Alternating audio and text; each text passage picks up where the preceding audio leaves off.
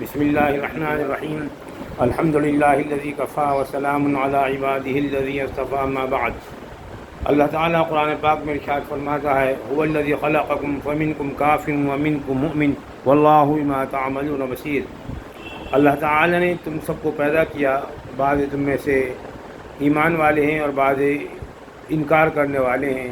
اور اللہ تمہارے تمام اعمال کا بڑی باریکی سے نگرانی کرنے والا، دیکھنے والا ہے۔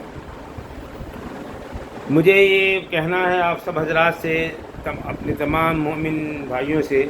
کہ اللہ تعالیٰ نے انسانوں کو دو قسم پر پیدا کیا،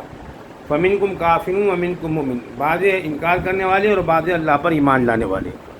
اس کے علاوہ کوئی اور قسم اللہ تعالیٰ نے نہیں بیان فرمائی۔ آج کل جو برادریاں ہیں، چاہے وہ ہمارے ایمان والے بھائیوں میں ہوں، چاہے وہ ہمارے ابنائے وطن کے اندر ہوں، یہ ہماری خود کی بنائی ہوئی ہے۔ اللہ تعالیٰ نے جو ارشاد فرمایا ان اکرمکم عند اللہ اتقاکم،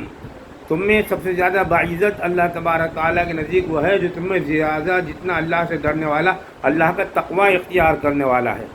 لہذا میں یہی کہنا چاہتا ہوں کہ یہ جو برادرانہ تقسیم میں ہم بٹے ہوئے ہیں، اور اس قدر اس کے اندر ہم تعصب کا شکار ہیں کہ اللہ کی پناہ، تو ایک ایمان والے کے لیے یہ بنے، ہذہ امتکم امۃ واحدہ، یہ امت واحدہ ہے، ہمیں ایک ہونا ہے، ایک مسلم ہونا ہے بس ہمیں، اور ایمان والا ہونا ہے۔ باقی جو ٹرائبس ہیں اور برادریاں ہم نے بنائی ہوئی ہیں، وہ صرف وجعلناکم شعوبا وقبائل لتعارفوا بینکم، یہ شعوب اور قبائل یہ صرف تعارف کے لیے ہیں، تعارف سے زیادہ ان کی کوئی دنیاوی حیثیت نہیں ہے، اور آخرت میں تو ان کا کوئی مقام ہی نہیں ہے، کیونکہ اللہ تعالیٰ نے آخرت کے اعتبار سے بیان فرما دیا فمنکم کافر ومنکم مؤمن، جو بعض ایمان والے ہیں بعض غیر ایمان والے ہیں۔ ان اکرمکم عند اللہ اتقاکم، جو تم میں جتنا تقوی اختیار کرنے والا ہے وہ اللہ کے نزدیک اتنا ہی زیادہ جو ہے وہ باعزت ہے۔ تو یہ جو آج ہم بٹے ہوئے ہیں گروہوں میں اور برادریوں میں، یہ ہمیں ختم کرنا ہوگا۔ آج مسلمان کا دشمن ہو رہا ہے برادری کی وجہ سے، یا اور بہت سے وجوہات ہیں، ان سب کو ہمیں ختم کر ایک پلیٹ فارم پر آ کر ایک قوم بننا ہوگا۔ ہمیں مسلمان، اب وہ شیخ ہوں، سید ہوں، مغل ہوں، پٹھان ہوں، یا اور جو برادریاں ہم نے بنا رکھی ہیں، یہ اللہ کے ہاں عائشہ رضی اللہ تعالیٰ عنہا ایک مرتبہ تھوڑا کھلکھلا کر ہنسی، اور کھلکھلا کر ہنسنا کہ جو ہماری ہنسی کی آواز دوسرے تک محسوس ہو تو یہ مناسب نہیں ہے شرعاً۔ تو کہا ہے اللہ کے رسول نے فرمایا اے عائشہ فاطمہ بنت محمد، یہ نہ سمجھنا کہ جس کا حسب نسب کے اعتبار سے آگے بڑھ جائے گا، جس کا عمل پیچھے کر دے گا، اس کا حسب نسب اس کو آگے نہیں بڑھائے گا۔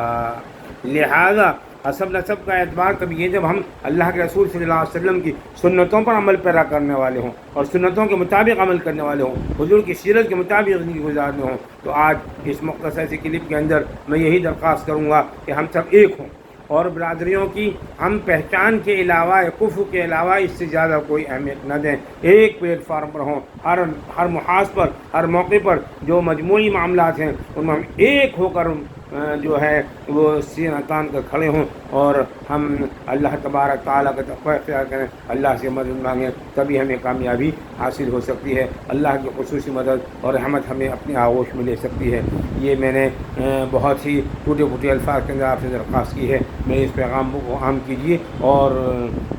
ایک ہوئیے۔ اللہ تعالی ہمیں عمل کی توفیق سے نوازے۔ وآخر دعوانا ان الحمد للہ رب العالمین۔